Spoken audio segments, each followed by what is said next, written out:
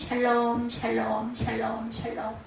하나님 사랑합니다. 여러분 저 안에서 사랑합니다. 오늘 계시록 12장 어느덧 7월이 다 갔어요. 그죠? 예, 중국이 지나간 걸 보니까 이제 얼마 안 남았어요. 이 더위도 뭐 한 보름 남짓. 예, 그렇게 하구나. 또 서늘한 바람이 분명히 불겠죠. 예, 계시록 12장 1절에서 17절까지예요. 하나님께서 예비하신 곳 시온성이죠. 예, 우리 함께 이렇게 교독해서 읽으면서 뜻을 한번 돌아봤습니다. 자, 휴전에서 종전으로 가는 길은 어떤 길인가요? 여러분이 아시는 대로 우리나라가 이제 현재는 휴전 상태에 있습니다. 전쟁을 쉬고 있을 뿐이지 전쟁 발발 가능성도 있고 크고 작은 교전이 일어나는 나라라는 뜻입니다. 교전 또는 휴전 상태에 있다. 근데 문재인 대통령 그때 이야기죠. 김정은 국무위원장이 판문점 선언을 통해서 연내 종전 선언에 합의했다 이렇게 발표한 때가 있었어요. 그에 의해서 정상회담에서도 계속 나온 주제가 종전 선언이었던 것으로 보면 종전이란 말 그대로 전쟁이 끝난 것을 뜻하는 건데 전쟁 당사국이 협정, 합의, 선언, 조약 등을 통해서 전쟁 상황이 완전히 끝났다는 것을 선언하면서 그렇게 실현한다는 거죠. 근데 미국과 우리의 비핵화 우선 정책과 북한의 종전 선언을 먼저 해야 비핵화를 하겠다는 주장에 팽팽히 맞서서 뚜렷한 결론을 내리지 못하고 있다고 합니다. 자, 이것이 문제이죠. 향후 대통령의 미국 방문 때 뭔가 답이 나올 것이라는 추측이 나오고도 있다고 그래요. 그런데 종전선언에 대해서 국내외적으로 우려의 목소리들도 높다고 하네요. 만약 북한 비핵화 이전에 종전선언을 하면 자칫 대한민국 안보 자살의 사막이 될 수도 있다라는 주장을 하는 분들이 굉장히 많다고 그래요. 자살의 서막, 대한민국 종전선언을 하면 대한민국의 안보가 자살의 서막이 될 수 있다. 북한이 핵무기를 완전히 폐기하기 전에 종전선언이 되면 북한은 다음 수순으로 모든 한미연합 훈련의 연구 중단과 대북 제재 완화, 주한미군 철수를 주장하고 나올 가능성이 높다고 합니다. 그리고 이 북한의 무기 체계는 핵폭탄 말고도 수천 기에 이르는 각종 다연 로켓이 있다고 그래요. 엄청난 양의 화학무기 등이 있다고 합니다. 그 중에서도 화학무기는 국제적으로 개발과 사용이 전면 금지된 VX 등 맹독성 화학무기들로 현재 약 5,000톤 정도를 개발해 두고 있고 화학무기 1,000톤이면 대한민국 인구의 80%에 해당되는 약 4천만 명이 한순간에 몰살이 되기도 한다고 하네요. 무섭네요. 그래서 일부에서는 연내 종전선언 포기와 선 비핵화 원칙을 반드시 지켜야 한다. 그렇게 주문을 해라 이렇게 얘기들 한다고 합니다. 아직도 한반도의 전쟁은 종전되지 않았다라는 이야기죠. 오늘 이런 말씀으로 설교를 시작하는 게 바로 본문 아직 끝나지 않은 전쟁에 관한 이야기이기 때문에 제가 발췌해봤습니다. 아직도 진행 중인 싸움이죠. 성도군 교회와 사단과 영적 싸움에 관한 말씀이 오늘 계시록 10장 말씀입니다. 그렇기 때문에 성도들인 저와 여러분은 반드시 이 싸움에 대해서 이해를 해야만 이 싸움에서 승리할 수 있다. 오늘 본문을 주목해서 봅니다. 교회와 그리스도를 향한 전쟁이에요. 사도 요한이 환상으로 보는 가운데 하늘에 큰 이적이 하나 나타나죠. 하늘에 큰 이적이 보이니 해를 입은 한 여인이 있는데 발 아래는 달이 있고 그 머리에는 12별의 멸관을 썼더라. 1절에 보면은 이렇게 얘기하고 있죠. 발 아래는 달이 있고 머리에는 12별의 관을 썼더라. 이 여인은 해를 입었어요. 해, 태양, 그리고 달은 발등상이고 머리에는 12별의 멸관을 썼어요. 무엇을 상징하는 것일까요? 여기에 대한 해석이 크게 두 가지로 갈립니다. 하나는 마리아라는 해석이 있고 또 하나는 교회를 상징한다 이렇게 얘기한다고 하네요. 어떻게 보면 둘 다 옳은 것 같기도 하고 글쎄요 모호하기도 합니다. 요한계시록 19장 7절에 보면은 어린 양의 혼인 기약이 이르렀고 그 아내가 자신을 준비하였으므로 21장 9절에도 내가 신부 곧 어린 양의 아내를 내게 보이리라. 말씀으로 볼 때 여자는 하나님의 모든 백성들 교회를 가리키는 것이 분명하다. 사도 요한이 하나님의 백성 곧 교회에 대해서 말할 때 늘 구약과 신약, 과거와 현재, 미래 모든 하나님의 그 백성을 포함해서 말해온 것도 그 이유 중에 하나라는 것이죠. 그 다음에 해를 입은 한 여인, 그 발 아래는 달이 있고 머리에는 12별의 멸관을 썼다는 표현은 영광스러운 존재라는 뜻이겠죠. 즉 교회와 성도는 우리 주님의 영광을 입은 존재라는 뜻이기도 합니다. 이어서 2절에 여자가 아이를 베어 해산하게 되면 아파서 애를 쓰며 부르짖더라. 임신 중이던 여자가 해산의 진통과 괴로움을 호소하고 있습니다. 그죠? 여인이 아기를 낳는 것이 정말 힘들고 어려운 일이듯이 교회가 아이를 낳는 건 역시 힘들고 어렵습니다. 생명을 낳는 거, 잉태해서 낳는 거, 태신자다 이렇게 얘기하죠. 거기다 여자가 낳을 아들은 장차 철창으로 만국을 다스릴 남자다 이렇게 얘기하고 있어요. 5절에 여자가 아들을 낳으니 이는 장차 철창으로 만국을 다스릴 남자라. 시편 2편 9절을 인용한 것으로 메시아에 대한 묘사입니다. 5절에 여자가 아이를 낳으니 장차 철창으로 만국을 다스릴 남자 메시아. 이 구절대로 예수님이 태어나기 전 이스라엘 민족은 고통과 고난 가운데 있었어요. 바빌론에 의해서 나라가 망한 후에 나라 잃은 슬픔 속에 지내고 있을 때였죠. 그 세월을 역사는 뭐라 그래요? 암흑기라고 이렇게 말합니다. 예수님 바로 그런 진통 가운데서 태어나셨어요. 사단의 패배에 이어서 하늘에 두 번째 이적이 나타났어요. 요한이 보니 하늘에 머리 7개와 뿔 10개가 달린 커다란 붉은 용 한 마리가 있었어요. 3절에 보니 나오죠. 이 용은 사단이라는 거죠. 용을 수식하고 있는 큰 은 사탄의 엄청난 권세를 뜻하고 붉은 그 피르로스라고 하네요. 지옥과 피의 색깔 사단의 성격을 나타내고 있습니다. 이 용이 7머리 7묘관을 썼다는 것은 사단이 세상을 지배하는 권력을 소유하고 있음을 뜻하고 뿔 또는 힘을 상징하는 것으로 사단의 막강한 파괴력을 나타내고 있다고 합니다.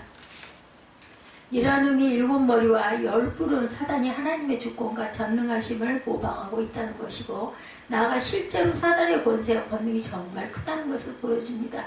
이것을 보여주기라도 하듯이 용은 꼬리로서 하늘의 별 3분의 1을 휩쓸어서 땅으로 내려 던집니다. 4절이죠. 그 꼬리가 하늘의 별 3분의 1을 끌어다가 땅에 던지더라. 용이 해산하려는 여자 앞에서 그가 해산하면 그 아이를 삼키고자 하더니 이 표현은 다니엘서에서 가져온 것으로 사단이 자신의 추종 세력 즉 악한 천사들이나 악한 영들로 하여금 엄청난 권세와 힘을 갖고 세상을 공격하게 하였음을 뜻합니다.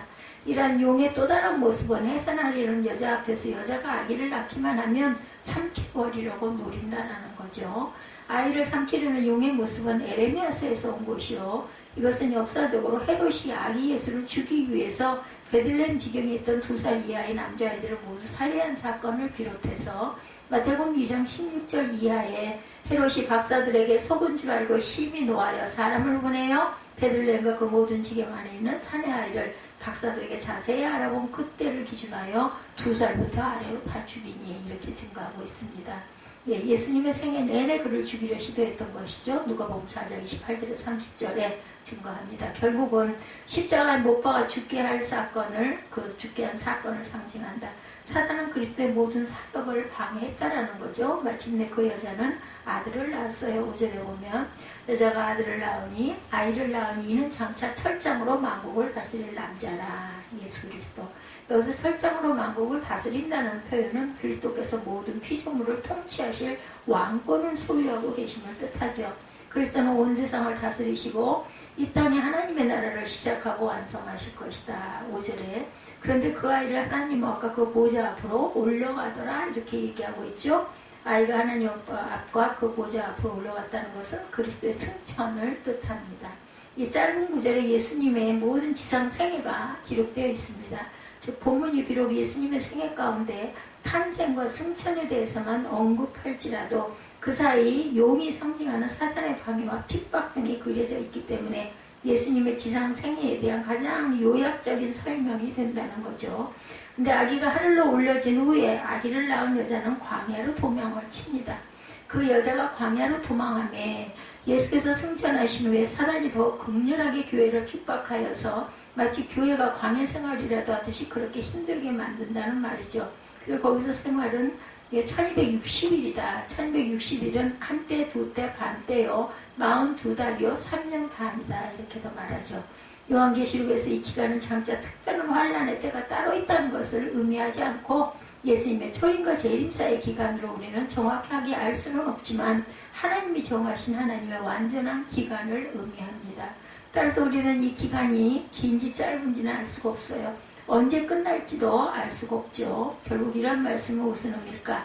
여자가 광야로 도망했다는 것은 교회를 출애굽 당시 이스라엘의 광야 생활에 비유한 거죠. 광야는 아주 촉박하고 위험한 땅입니다.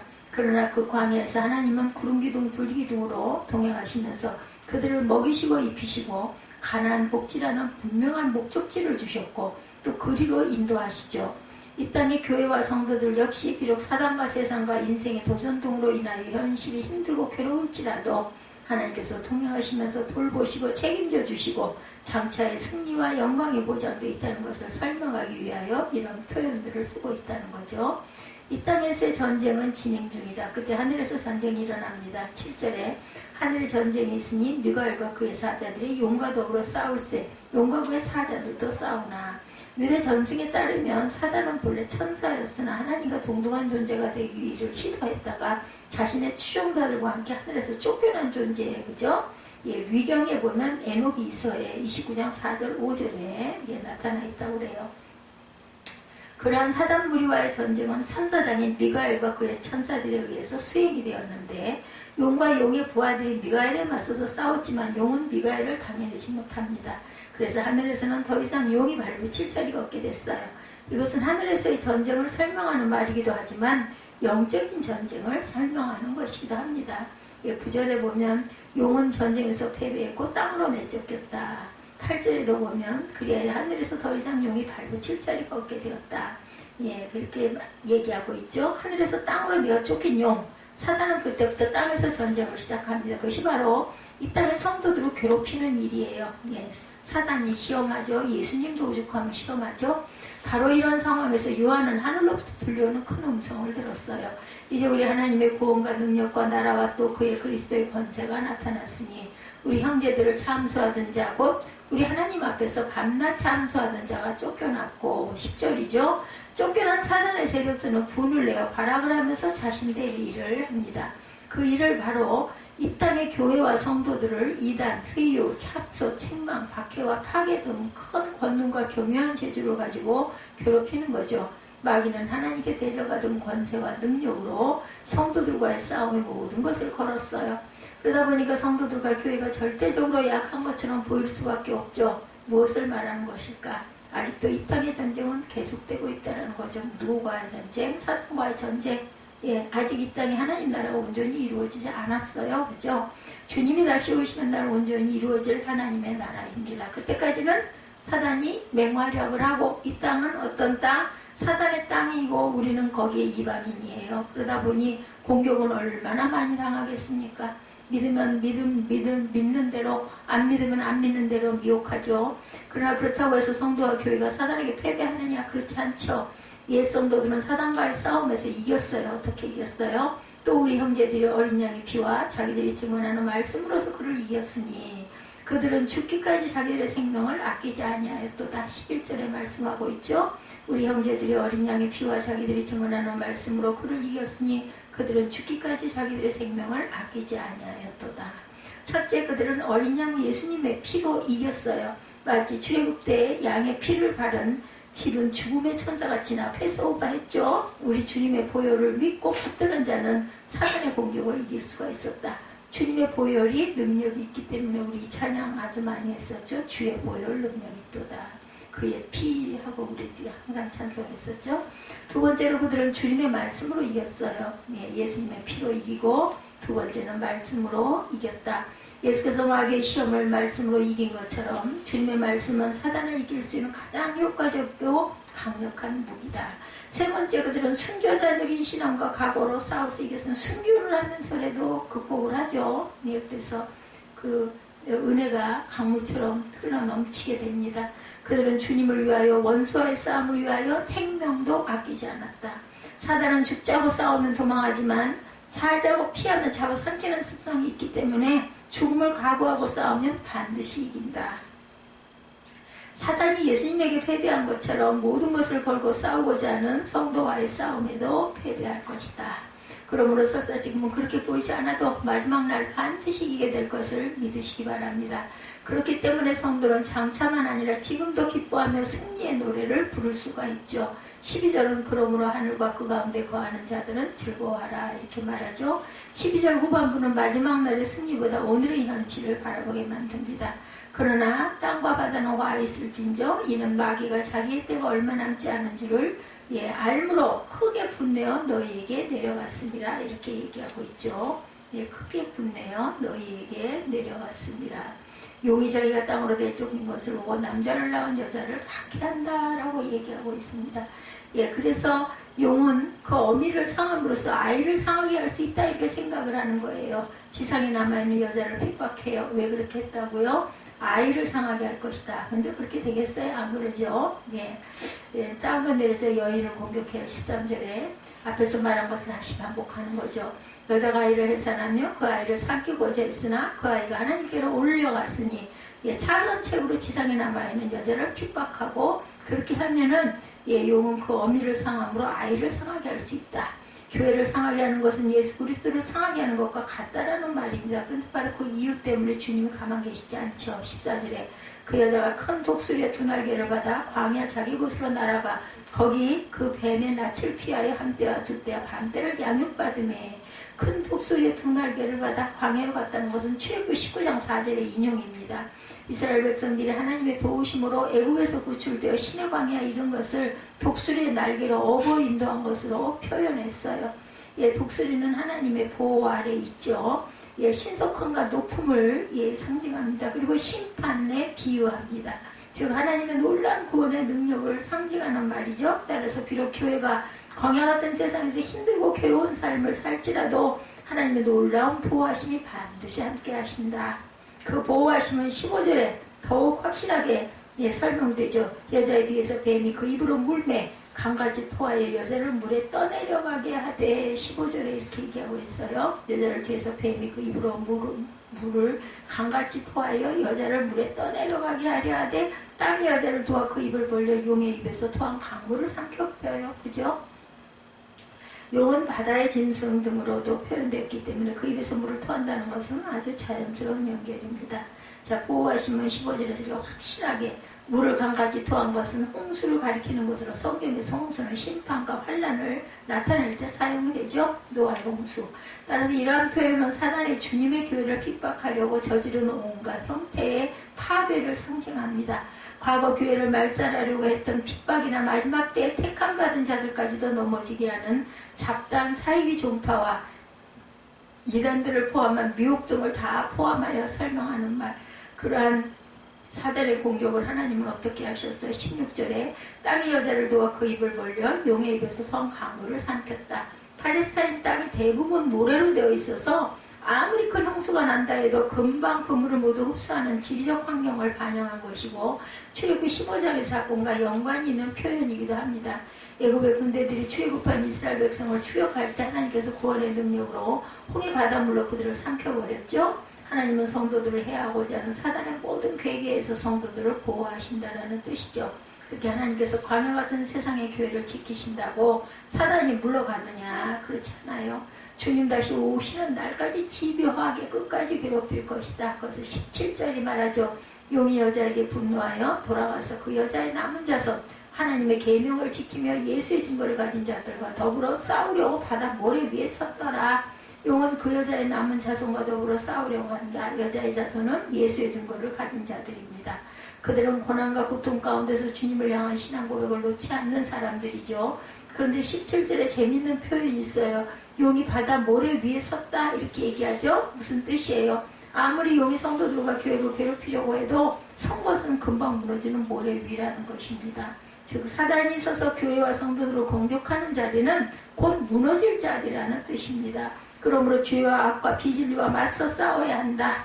의외로 그들의 자리는 이렇게 허술하다는 거 모래밖에 눈으로 보기에는 대단해 보이고 막 무서워 보이고 우리가 당장에 어떻게 될 것 같고 하지만 그거는 사단의 계교니까 절대로 겁내지 말라는 말씀입니다.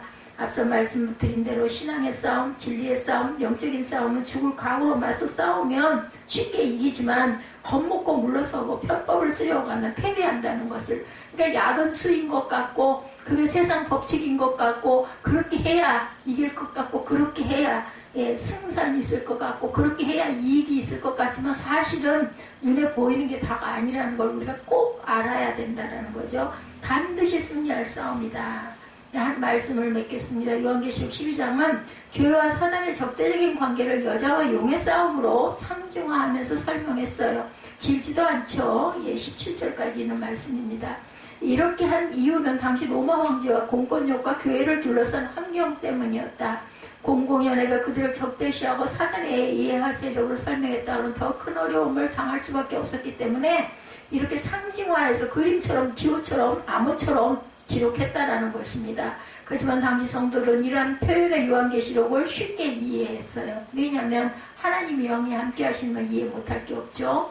그렇다면 오늘 본문이 말씀하시는 것은 무엇일까? 교회와 사단의 영적인 싸움에 관한 것이라는 것이에요. 본문에 나타난 첫 번째 싸움은 여자가 낳은 아이와 용의 싸움, 두 번째 여자와 용의 싸움, 세 번째는 여자의 남은 자손들과 용과의 싸움입니다. 그러니까 결국은 사단과의 싸움이에요. 그죠? 첫째 싸움, 즉 예수님과 사단의 싸움은 예수님의 승리로 1차 끝났어요. 그저 용이 하늘에서 쫓겨난 것으로 설명이 됩니다. 두 번째 싸움은 하늘에서 쫓겨난 사단과 여자, 즉 교회의 싸움입니다. 여자는 광야에서 하나님의 인도와 보호 가운데 사단과의 싸움을 벌여요. 그러나 그 싸움은 여자가 결국 이기는 싸움이죠. 세 번째는 성도들과 사단의 싸움입니다. 이 전쟁은 종말까지 계속될 싸움. 그러나 그 전쟁의 결과 역시 분명하죠. 그리스도께서 이기신 것처럼 교회와 성도 역시 이기게 되어졌기 때문이다. 그러므로 성도 저와 여러분들은 두 가지를 기억하셔야 합니다. 첫째는 사단은 어찌하든지 하나님의 백성들을 가만두지 않고 괴롭힌다라는 것. 하나님을 의심하게 하고 주님의 약속을 믿지 못하게 하고 무엇보다 견디기 힘든 핍박도 가할 것이라는 것. 전에도 그랬고 현재도 그랬고 앞으로도 그럴 수 있다라는 것이죠. 더더욱 그리할 것이라는 겁니다. 두 번째로 기억할 것, 그것은 성도는 사단과 맞서 싸워야 한다는 것입니다.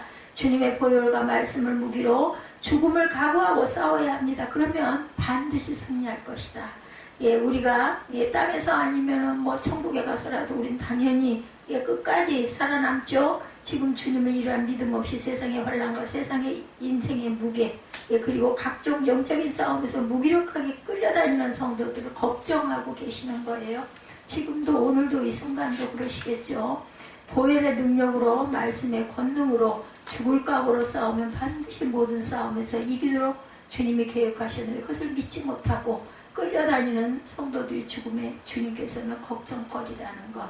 그러므로 우리 모두는 최후의 승리자가 될 것을 믿고 주님만 바라보며 열심히 피하지 말고 두려워하지 말고 놀라지 말고 끝까지 싸우고 끝까지 견디고 끝까지 참고 끝까지 주님만 바라보고 살아가는 저와 여러분이 되시기를 주님의 이름으로 축복합니다.